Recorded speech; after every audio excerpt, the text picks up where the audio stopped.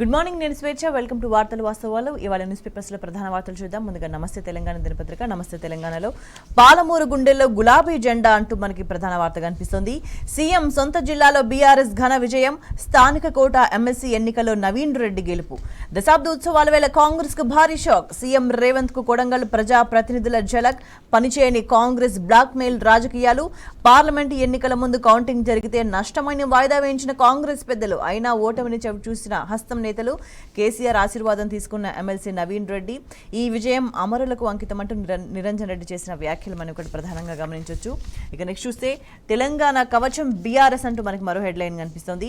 తెలంగాణ రాష్ట్ర ప్రయోజనాలే కేంద్ర బిందువు, ఈ ప్రభుత్వానికి రోజులు దగ్గర పడ్డాయంటూ కేసీఆర్ నిన్న చేసిన వ్యాఖ్యలకు సంబంధించిన వార్త ఇది. కాంగ్రెస్ తిరుమరు వేషాలు వేస్తుంటే ప్రజలు తిరగబడే రోజులు వస్తున్నాయి.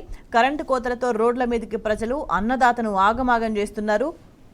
చేనేత గీత కార్మికుల పొట్టగొడుతున్నారు. మురికి కూపాలుగా పట్టణాలు పల్లెలు. యావత్ తెలంగాణకే మోసం జరిగింది. కొత్త ఉద్యమ పంథాను ఆవిష్కరిద్దాం. నవీన్ రెడ్డిని గెలిపించిన మహబూబ్ నగర్ ఉమ్మడి జిల్లా నాయకులకు ధన్యవాదాలు. రాకేష్ రెడ్డి కూడా ఘన విజయం సాధిస్తాడు. పాలనా బాధ్యత మళ్లీ మన మీదే పడుతుంది అంటూ తెలంగాణ అవతరణ వేడుకల్లో కేసీఆర్ చేసిన వ్యాఖ్యలు ఇక్కడ మనం ప్రధానంగా గమనించవచ్చు.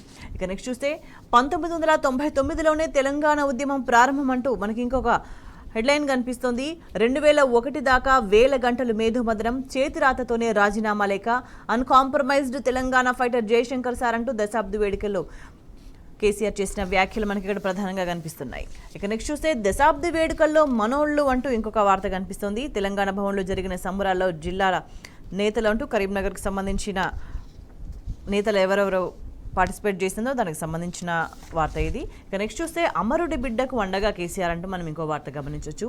కానిస్టేబుల్ కిష్టయ్య బిడ్డకు ఆర్థిక సాయం. మెడిసిన్లో పీజీ చేస్తున్న ప్రియాంక. 24 లక్షల చెక్ ఇచ్చిన కేసీఆర్. కిష్టయ్య కుటుంబంతో కలిసి భోజనం. కేసీఆర్కు కిష్టయ్య కుటుంబం కృతజ్ఞతలు అంటూ మనం ఇంకో వార్త చూస్తున్నాం. ఇక నెక్స్ట్ చూస్తే రేవంత్ రెడ్డి జాక్పాట్ సీఎం అంటూ ఇంకో హెడ్లైన్ కనిపిస్తుంది. పరిణతి పరిపక్వత లేని ముఖ్యమంత్రి. తెలంగాణ దశాబ్ది ఉత్సవాలను ఒక్క రోజుకే పరిమితం చేసిన మూర్ఖుడు.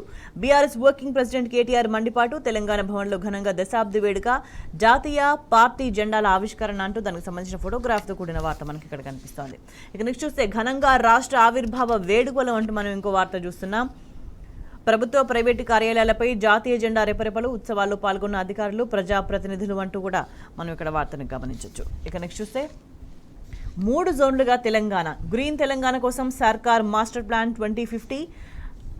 రాష్ట్ర అవతరణ వేడుకలకు ప్రపంచానికి తెలంగాణ దిక్సూచి కావాలి. మన విజయ పతాక దేశ విదేశాల్లో సగర్వంగా ఎగరాలి. మన బ్రాండ్ హైదరాబాద్ ప్రపంచ బ్రాండ్ కావాలి అంటూ సీఎం రేవంత్ రెడ్డి చేసిన వ్యాఖ్యలకు సంబంధించిన వార్త ఇది.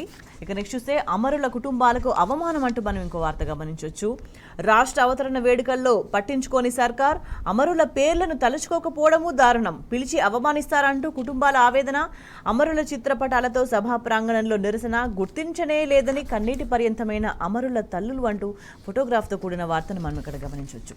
ఇక నెక్స్ట్ చూస్తే ఉద్యమకారులను అనుమతించలే అంటూ ఇంకో హెడ్లైన్ కనిపిస్తుంది. ఆహ్వానాలున్న అనుమతి నిరాకరణ. ట్యాంక్ బండ్ వేడుకల్లో నిరసన.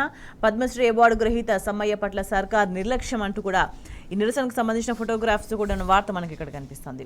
ఇక నెక్స్ట్ చూస్తే మోటార్లు నడపాలే, నిధులు ఇవ్వండి అంటూ ఇంకో హెడ్లైన్ కనిపిస్తోంది. పాలమూరు రంగారెడ్డి ప్రాజెక్టులోని వట్టెం ఏదుల పంప్ హౌస్లు సిద్ధం. సీతారాములను 3 పంప్ హౌస్లు పూర్తి. డ్రై రన్ కోసం ఎదురుచూపు. విద్యుత్ సరఫరా కోసం నిరీక్షణ. ట్రాన్స్కోకు ఛార్జీలు చెల్లిస్తేనే కనెక్షన్. 160 కోట్లకు అధికారుల ప్రతిపాదనలు. సర్కార్ నుంచి స్పందన కరువు అంటూ కూడా మనకి ఇంకో వార్త కనిపిస్తోంది. ఇక నెక్స్ట్ చూస్తే ప్రభాకర్ రావును హరీష్ కలిశాడు అంటూ అంత రహస్యంగా అమెరికా వెళ్లాల్సిన అవసరం ఏమొచ్చింది. ఫోన్ ట్యాపింగ్లో అప్రూవర్గా మారతారని బీఆర్ఎస్ భయం అంటూ రాష్ట్ర మంత్రి కోమటిరెడ్డి ఆరోపణ చేసిండ్రు. దానికి సంబంధించి కౌంటర్ ఇచ్చిండ్రు హరీష్ రావు. రుజువు చేయకుంటే ముక్కు నేలకు రాస్తావా? కోమటిరెడ్డికి మతి భ్రమించింది, పోయి డాక్టర్కు చూపించుకో.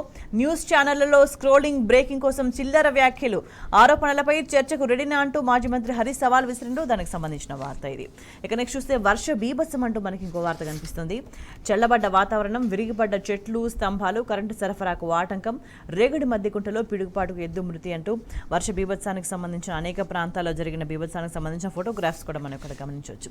ఇక నెక్స్ట్ చూస్తే సిక్కింలో ఎస్కేఎం ప్రభంజనం అంటూ ఇంకో వార్త కనిపిస్తుంది. అసెంబ్లీ ఎన్నికల్లో రెండోసారి జయకేతనం. 32 స్థానాలు గాను 31 సీట్లు కైవసం అంటూ కూడా కనిపిస్తుంది. బీజేపీకి ఘోర పరాభవం, ఓడిన రాష్ట్ర అధ్యక్షుడు అంటూ కనిపిస్తుంది వార్త మనకి. నెక్స్ట్ అరుణాచల్ మళ్ళీ బీజేపీది అంటూ ఇంకో వార్త చూస్తున్నాం. 46 అసెంబ్లీ స్థానాల్లో కమలం పార్టీ విజయం, మూడోసారి ప్రభుత్వ ఏర్పాటుకు సిద్ధం అంటూ కూడా కనిపిస్తుంది. కేవలం ఒక్క స్థానానికి పరిమితమైన కాంగ్రెస్ మరోసారి ముఖ్యమంత్రిగా పెమా ఖండు అంటూ క్వశ్చన్ మార్క్తో వార్త కనిపిస్తుంది. నెక్స్ట్ చూస్తే ఇంకా తిహార్ జైల్లో లొంగిపోయిన కేజ్రీవాల్ అంటూ వార్త గమనించవచ్చు.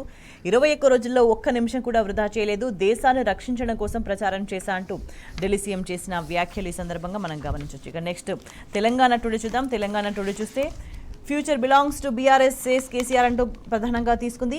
రీఅఫర్మ్స్ party commitment to Telangana and its people అంటూ తెలంగాణ కోసం పార్టీ ఎంతవరకు కట్టుబడి ఉందో అనే దానికి సంబంధించి మళ్ళీ కూడా ఆయన భరోసా ఇచ్చే ప్రయత్నం చేస్తున్నారు. దానికి సంబంధించిన వార్త ప్రధానంగా తీసుకుంది తెలంగాణ టుడే. ఇక ఇవి ఇవాళ న్యూస్ పేపర్స్లో ప్రధాన వార్తలు.